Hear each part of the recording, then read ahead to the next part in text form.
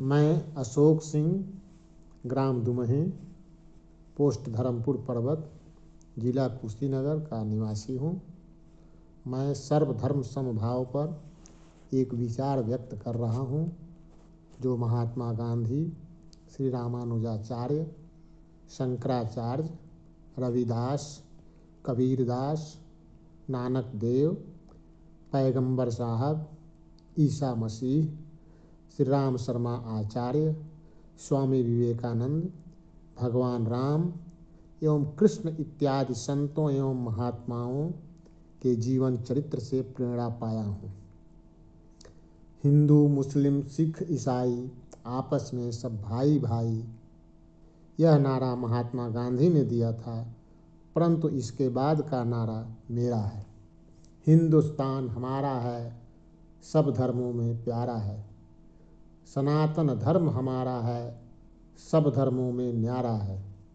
हिंदू, मुस्लिम, सिख, ईसाई सब हैं भारत के वासी।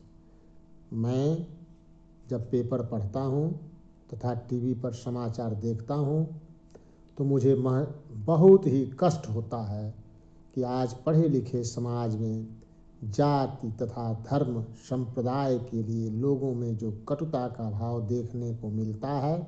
क्यों? मेरा मन आहत हो जाता है कि इससे तो अच्छा अनपढ़ समाज ही ठीक है।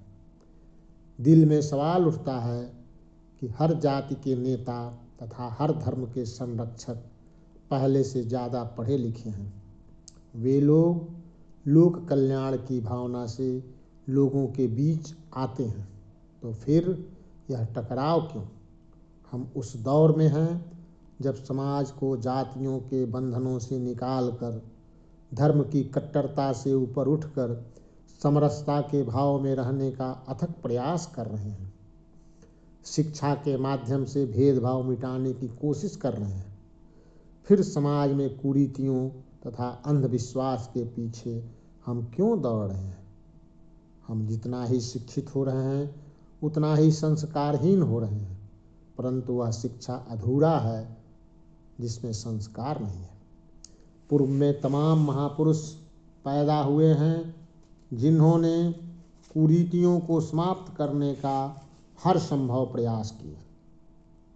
फिर भी आज के समय में अंधविश्वास के चलते तमाम कुरीतियां व्याप्त हैं, जिसमें महिलाओं पर अत्याचार, दहेज हत्या, नाबालिग बच्चों का यौन शोषण, दुष्कर्म, प्रेमी जुगलों का उत्पीड़न, डायन कहकर सामाजिक दंड, बालिका वध, भ्रूण हत्या, दहेज प्रथा, लज्जा, बाल विवाह, लोक लाज इत्यादि कुरीतियां व्याप्त हैं।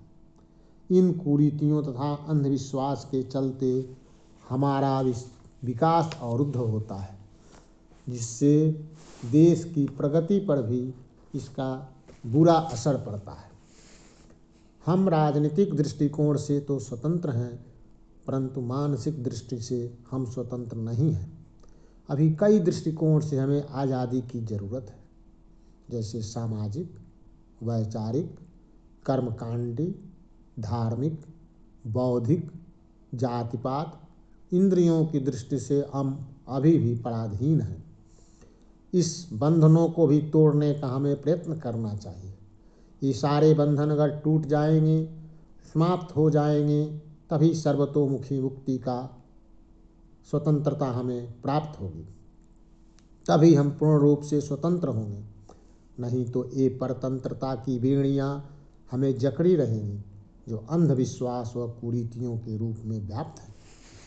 हिंदू धर्म के महाकाव्य महाभारत में वेद व्यास जी बहुत ही मार्मिक तरीकों से नारियों का सम्मान तथा तमाम कुप्रथाओं पर ध्यान आकृष्ट किए हैं।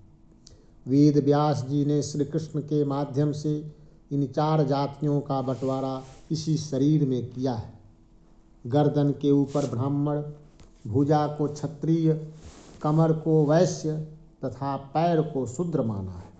अर्थात इस शरीर रूपी संस्था से किसी भी एक को हटा दिया जाए तो यह शरीर बेकार हो जाएगा। इसी तरह से समाज में इन चारों वर्णों में से किसी का भी उत्पीड़न किया जाएगा तो समाज टूट जाएगा। वेद के अनुसार माना जाता है कि विराट पुरुष के सिर से ब्राह्मण, हाथों से क्षत्रिय, उदर से वैश्य और पैर से शूद्र की उत्पत्ति हुई है। ये अंग एक दूसरे के पूरक ही नहीं बल्कि ये एक स्वतंत्र इकाई भी है।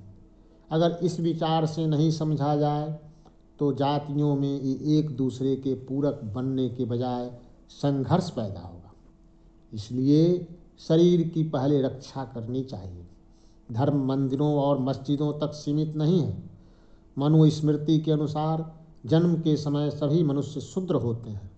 भगवान श्री कृष्ण भी गीता में मानव जाति के लिए बहुत ही महत्वपूर्ण उपदेश दिए हैं, जो वेदों का सार है कि मनुष्य की दो ही जातियां हैं, देव और असुर। अर्थात कोई मनुष्य जन्म से देव या असुर नहीं होता है, बल्कि उसके कर्म ही देवता या असुर बनाते हैं। जैसे कि द्वापर युग में हिरण्यकशिपु असुर प्रवृत्ति का था, परंतु उसका पुत्र देव प्रवृत्ति का था। बाद में वे कर्मों के आधार पर जातियों का बंटवारा हुआ है। जैसे विश्वामित्र मूलतः क्षत्रिय थे, परंतु कर्म से वह ब्राह्मण बन गए, तथा परशुराम पहले ब्राह्मण थे, परंतु कर्म से वह क्षत्रिय बन गए। श्रीमद् भागवत गीता यथारूप के पेज नंबर 151 से यह बात सिद्ध होता है। पूर्व में जातियों को उनके कर्मों के आधार पर बनाया गया है। वैदिक काल के प्रारंभिक चरण में वर्ण व्यवस्था नहीं थी। उत्तर वैदिक काल से वर्ण व्यवस्था दिखाई पड़ती है, परंतु हर जाति हर कर्म कर रहा है, इसलिए अब जाति कहाँ।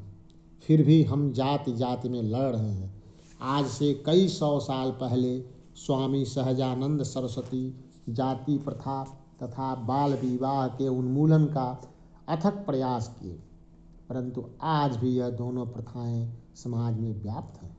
हमें इन प्रथाओं को समाप्त करना होगा।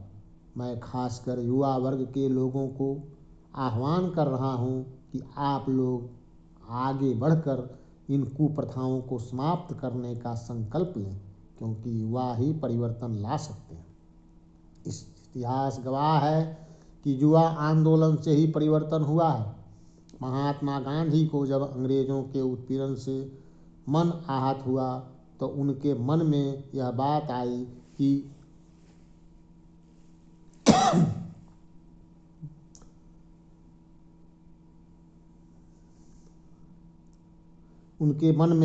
आई कि मेरे जैसे पढ़े लिखे तथा मैं भारत का प्रतिनिधि बनकर जा रहा हूँ, तो भी मुझे अंग्रेजों के बराबरी करने का अधिकार नहीं है, तो आम आदमी भारत में कैसे रहता होगा तथा अंग्रेज उनके साथ कैसा व्यवहार करते होंगे। महात्मा गांधी जी के पास फर्स्ट क्लास का टिकट रहते हुए भी ट्रेन से खींचकर नीचे उतार दिया गया, क्योंकि अंग्रेज अफसर उनके सामने वाले सीट पर बैठा था। वह कहा कि मैं काले अर्थात भारतवासी के साथ बैठकर यात्रा नहीं करूँगा। वहीं उन्होंने संकल्प लिया कि अंग्रेजों को भारत से भगा कर रहेंगे। उन्होंने युवाओं को संगठित करके किसानों मजदूरों को साथ लेकर अंग्रेजों को भगा कर ही छोड़े। 11वीं सदी के संत श्री रामानुजाचार्य जो समतामूलक समाज की स्थापना के लिए जाति व्यवस्था को समाप्त करने का अथक प्रयास किया था। आदि गुरु शंकराचार्य ने 5 उपासनाएं प्रचलित की थीं: शिव, शक्ति, दुर्गा, विष्णु, गणेश और सूर्य। किसी दूसरे को दुख पहुंचाए बिना अपने इष्ट की पूजा करने का सभी को समान अधिकार है।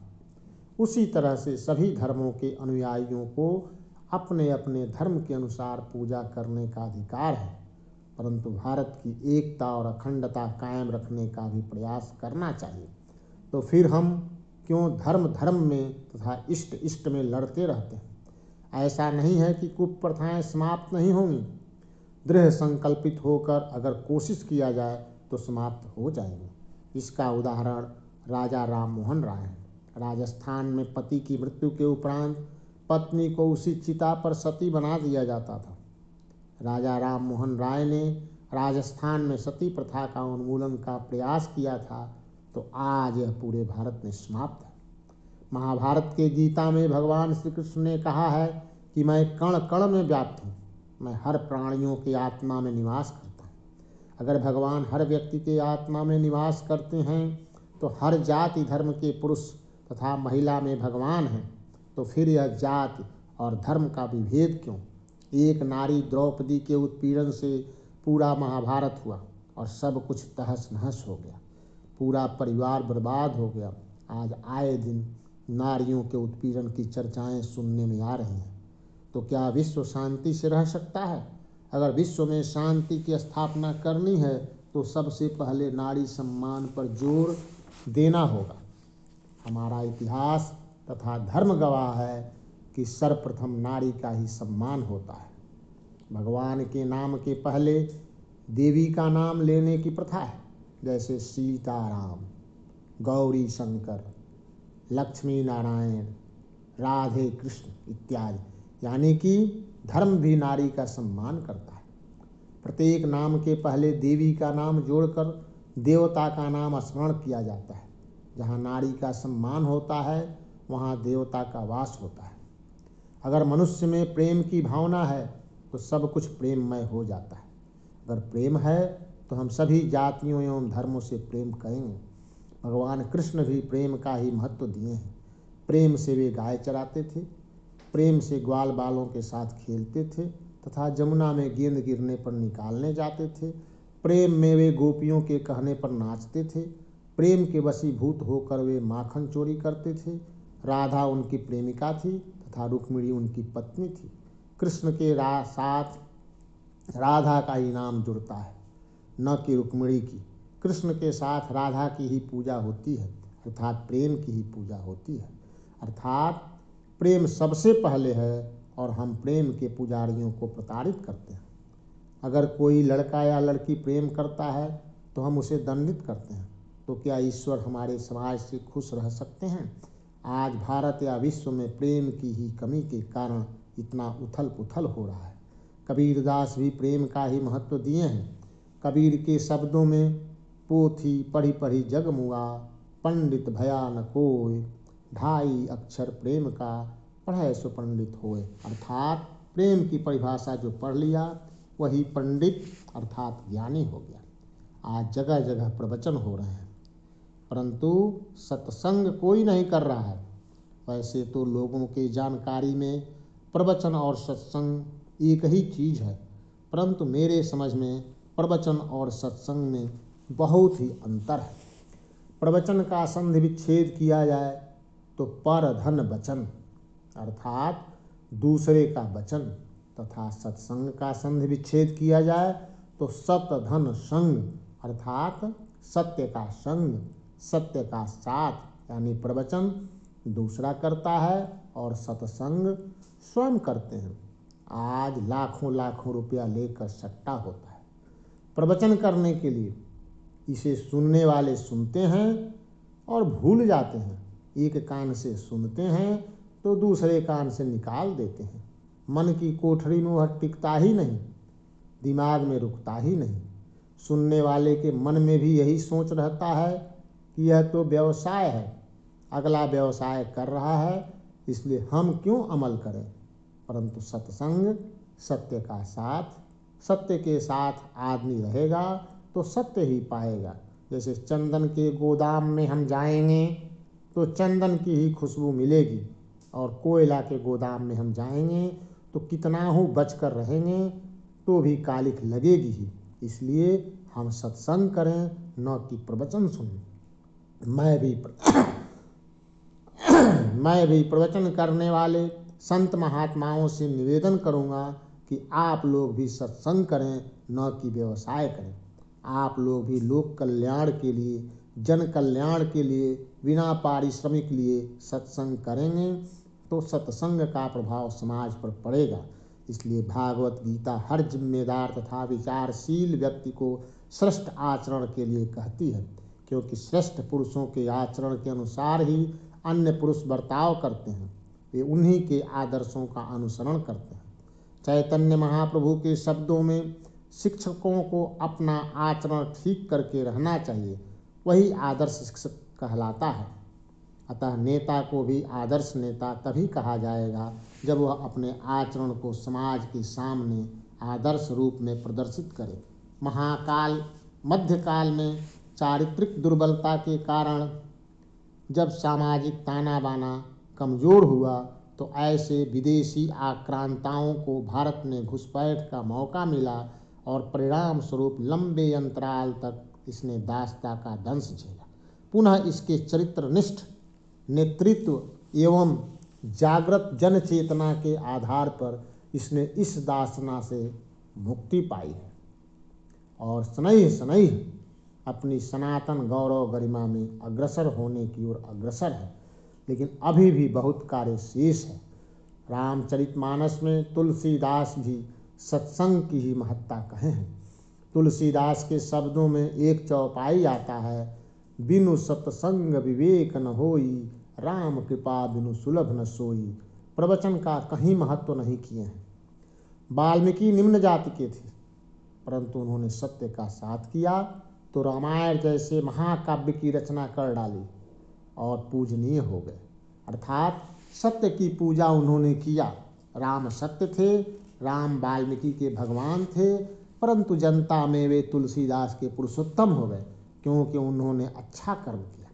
उन्होंने ऊंच नीच, जाति पात, छोटा बड़ा का कभी घमंड नहीं किया। अयोध्या में दशरथ के पहले पता नहीं कितने राजा हुए होंगे, परंतु कोई भी पूजनीय नहीं हुआ।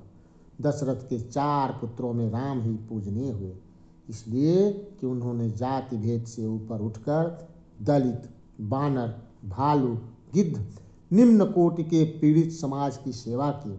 इसलिए मैं कहता हूँ कि अगर आप राम को मानते हैं तो राम की भी मानिए। किसी भी देश के विकास का मापदंड सिर्फ आर्थिक उन्नति ही नहीं है। अगर समाज विघटित, असंतुष्ट, अप्रसन्न होगा तो यह उन्नति अपना महत्व खो देगी। इसलिए सरकार का दायित्व है कि बदलती हुई सामाजिक एवं सांस्कृतिक परिस्थितियों के हिसाब से जाति भेद एवं धर्म भेद से ऊपर उठकर समाज में परिवर्तन लाने के लिए प्रयास करना चाहिए तथा कानून में भी परिवर्तन लाकर एक राष्ट्र एक कानून की सोच को सर्वोपरि करना चाहिए। संत रविदास भी निम्न जाति के थे, परंतु वह भी कर्मों के आधार पर पूजनीय है। कबीरदास का लालन पालन जुलाहा के घर में हुआ, अर्थात जुलाहा धर्म के थे। वे भी अपने कर्मों से पूजनीय हुए। कबीरदास हिंदू मुसलमान में व्याप्त अंधविश्वास के बारे में चर्चा किए हैं। कबीरदास के जीवन चरित्र में एक किंवदंती आती है कि उनके समय में लोगों को यह भ्रांतियाँ थीं कि काशी में मरने वाले स्वर्ग को जाते हैं। इस अंधविश्वास को समाप्त करने के लिए काशी में तपस्या की, परंतु मरने के समय में मगहर यानी अपने जन्मस्थली को चले गए। उसी को दूसरे रूप में कहा गया है कि सब दिन सेवले काशी, मरण समय मगहर के बासी। भगवान बुद्ध एक राजा के लड़के थे। उन्होंने भी अपना राज्यपाट त्याग कर सत्य, अहिंसा तथा प्रेम के प्रचार में मगन हो गए तथा तमाम देशों में अपने धर्म का प्रचार किए तथा अपना धर्म स्थापित किए। गुरु नानक देव जी भी सेवा भाव के द्वारा अपने प्रेम का प्रचार किया तथा सेवा धर्म की स्थापना की। गुरु गोविंद सिंह के देहावसान के पूर्व में 200 साल पुरानी परंपरा जो गुरु नानक देव जी के समय से चली आ रही थी, उसको उन्होंने देहधारी गुरु की परंपरा को समाप्त करते हुए 5वें गुरु अर्जुन देव द्वारा संपादित आदि ग्रंथ को गुरु मानते हुए उसी के अनुसार अनुसरण करने के लिए कहा। यह वह शुभ दिन 3 नवंबर 1708 सन था। इस पावन ग्रंथ में सिख धर्म के गुरु से लेकर हिंदू धर्म के भक्त तथा मुसलमान सूफी संत भी हैं। इस प्रकार यह ऐसा ग्रंथ है जिसमें न धर्म का बंधन है, न प्रदेश की सीमा है, न भाषा का कोई आग्रह है और न किसी चिंतन पर अंकुश है। इस ग्रंथ में किसी भी संत की वाणी का चयन करते समय कसौटी केवल यही थी कि वह एक ईश्वर की उपासना के लिए समर्पित हो। समता मूलक समाज की स्थापना उसका आधार हो, जात पात ऊंच नीच के भेदभाव से रहित हो और मानव मात्र की एकता का संदेश भी उसमें निहित है।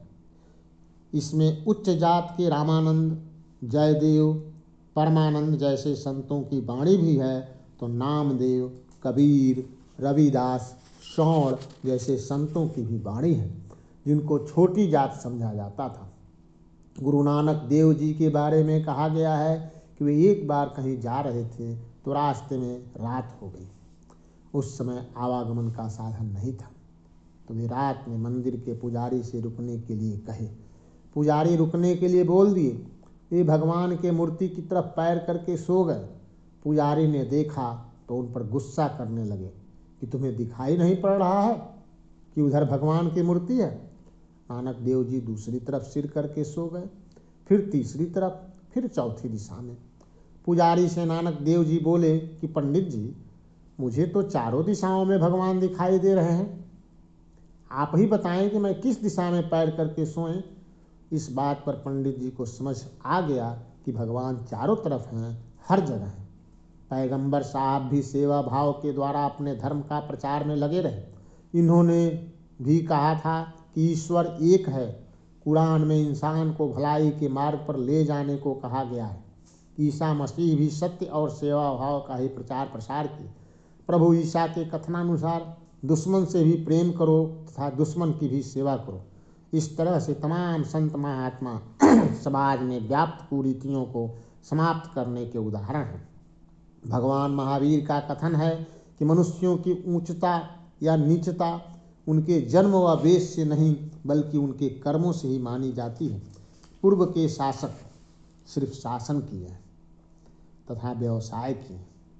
वे लोग कुरीतियों को समाप्त करने का प्रयास करते तो भारत से कुरीतियां तथा अंधविश्वास समाप्त हो गया रहता, परंतु वे लोग तो वोट बैंक की खातिर सिर्फ राजनीति किए हैं।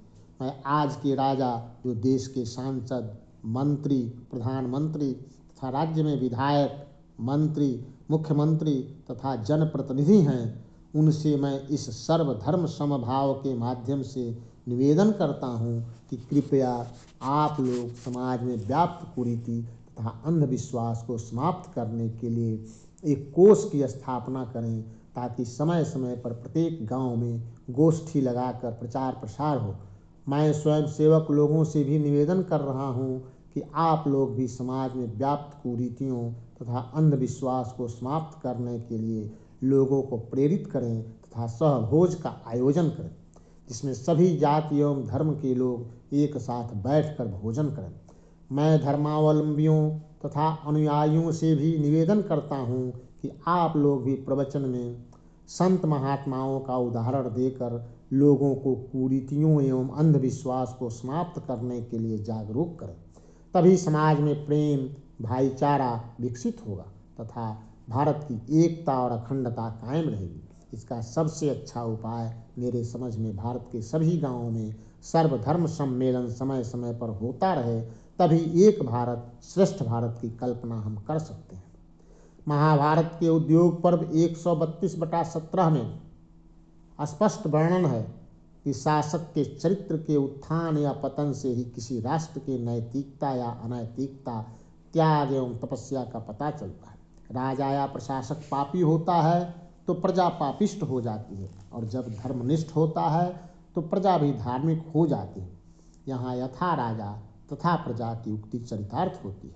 कवि शिरोमणि कालिदास के शब्दों में जहाँ अपूज्य पुरुषों की पूजा होती है और पूज्य पुरुषों की पूजा में विघ्न उत्पन्न होता है, तो वहाँ अकाल मृत्यु एवं भय तीनों चीज़ें होती रहती हैं। इसलिए प्रजा को भी गलत लोगों का समर्थन नहीं करना चाहिए।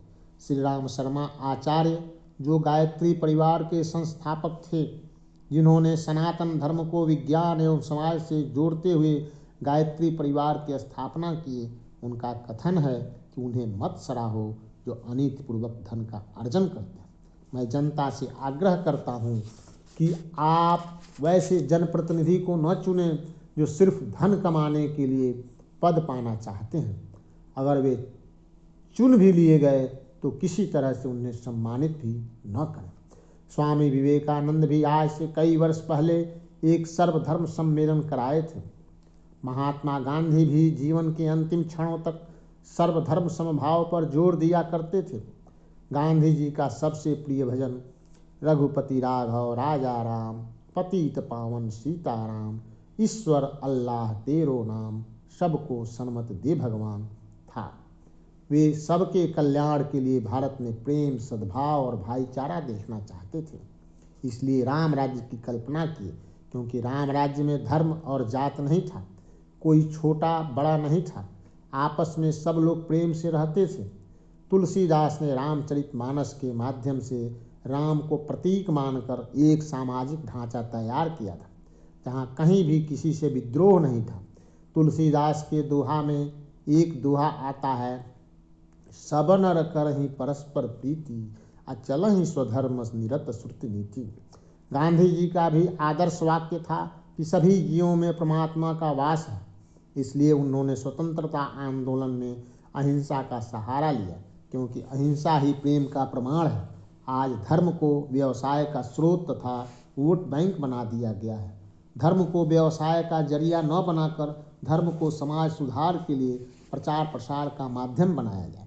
सनातन धर्म किसी को अलग नहीं करता है, सबको जोड़ कर रखता है। जैसे भगवान राम ऋषि, महर्षि, दलित, दबे, कुचले, कमजोर, बानर, भालू, गिद्ध इत्यादि निकृष्ट जीवों को भी साथ लेकर रावण जैसे प्रकांड पंडित तथा दबंग को पराजित किए।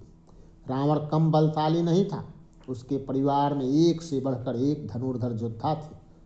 रावण को हम इसी से अंदाजा लगा सकते हैं कि उसके पास कितना धन था। रावण को सोने की लंका थी, अर्थात राजमहल। ज्ञान में वह कितना ज्ञानी था कि आज भी उसी के द्वारा हस्तलिखित रावण संहिता का एक महत्व है। फिर भी राम अकेले इन्हीं बानर भालुओं की सेना से उसे परास्त किए, क्योंकि राम कभी भी छुआछूत, ऊंच नीच का महत्व नहीं दिए और राम कभी भी किसी मानव जात को बांटे नहीं। सभी प्राणियों को जोड़कर लंका पर विजय प्राप्त किए। अगर वे छुआछूत का महत्व देते तो गिद्ध जैसे निकृष्ट प्राणी जटायु को वे गोद में नहीं लेते। अगर वे छोटा बड़ा का भेदभाव करते तो निषाद राज गुह्य को कभी भी वे गले से नहीं लगाते। अगर वे ऊंच नीच का भाव रखते तो सबरी जैसे निम्न जाति के जूठे बेर नहीं खाते। वे सबसे प्रेम करते थे, प्रेम के वशीभूत ही वे सबरी के जूठे बेर खाए, क्योंकि सबरी भी प्रेम में पागल होकर उनको चखकर जूठा बेर खिलाती थी कि कहीं मैं भगवान राम को खट्टा बेर न खिला दूं। राम राजा दशरथ के पुत्र थे, कोई छोटा मोटा राजा नहीं, चक्रवर्ती राजा। परंतु राम के मन में कभी यह बात नहीं आई कि मैं राजा का पुत्र होकर यह काम कैसे करूं। राम के मन में कभी लोभ नहीं आया, तभी तो वे सौतेली माँ कैकेयी के हठ के कारण पिता के वचन का पालन करते हुए अयोध्या के राज को छोड़कर वे वनगमन को चले गए। राम के मन में कभी मोह नहीं आया, तभी तो वे एक प्रजा के कटाक्ष कहने पर अपनी पत्नी सीता को त्याग दिया। वे हमेशा अत्याचार के विरोध में खड़े हुए, वे पीड़ित की मदद करते थे। राक्षसों के अत्याचार से ऋषि महर्षि लोगों को छुटकारा दिलाए। अगर भारत से अत्याचार, अनाचार, व्यभिचार, कुरीति, अंधविश्वास को समाप्त करना है तो सिर्फ राम की पूजा करने से समाप्त नहीं होगा। राम जैसे बनना पड़ेगा, राम का कर्म करना पड़ेगा।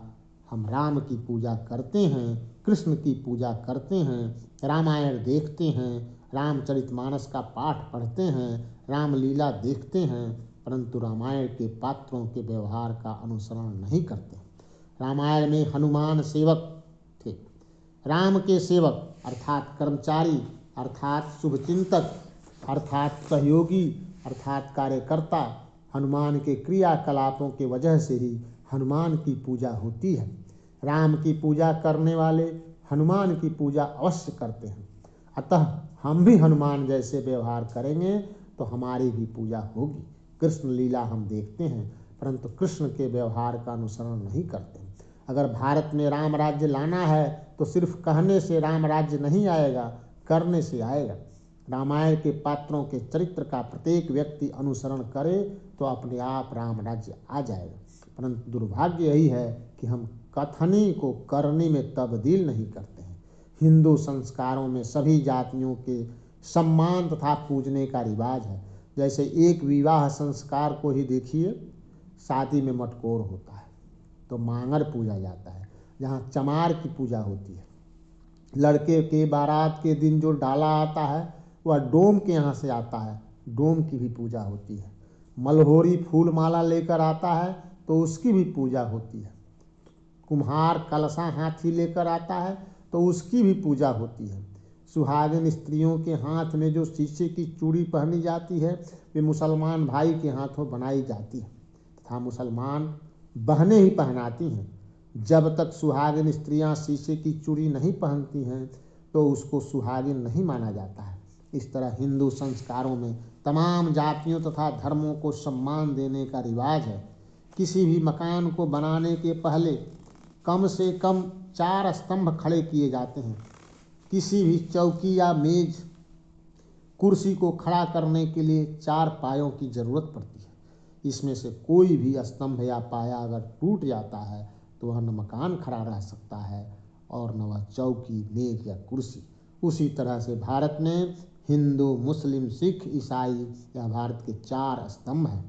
अगर इन चारों स्तंभों में से किसी को अलग किया जाएगा या प्रताड़ित किया जाएगा तो भारत टुकड़े टुकड़े में टूट जाएगा। अगर भारत की एकता और अखंडता को कायम रखना है तो हिंदू, मुस्लिम, सिख, ईसाई को आपस में मिलकर रहना होगा। अगर भारत को एकता और अखंडता को कायम रखनी है तो जाति, पात, धर्म, संप्रदाय से ऊपर उठकर केवल एक ही जात, एक ही धर्म, भारतीय तथा भारतीयता कायम रखना होगा। तभी भारत की एकता और अखंडता कायम रह सकती है।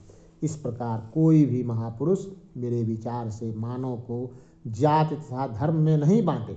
सभी धर्मों के संस्थापक ने ईश्वर को एक माना है तथा प्रेम और सेवा की भावना मनुष्य में जागृत करने का प्रयास किए हैं।